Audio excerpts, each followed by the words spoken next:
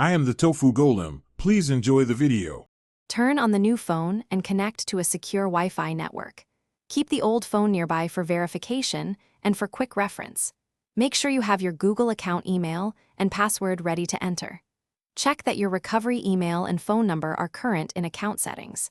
Enable your two-step verification method if you use one, and prepare the 6-digit code or authentication app. Charge both phones above 50% for uninterrupted setup. Keep a pen and paper nearby for backup codes or account notes. Open Settings and choose Accounts or Users and Accounts to add a Google account. Tap Add Account and select Google from the provider list to begin sign-in. Enter your Google email, then your password when prompted on the screen. If your account enforces two-step verification, approve the sign-in on your old device when prompted.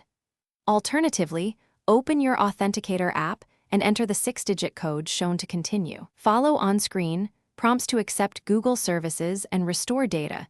If you want to copy apps and contacts, choose to restore apps and data from your Google account backup or skip to set up later.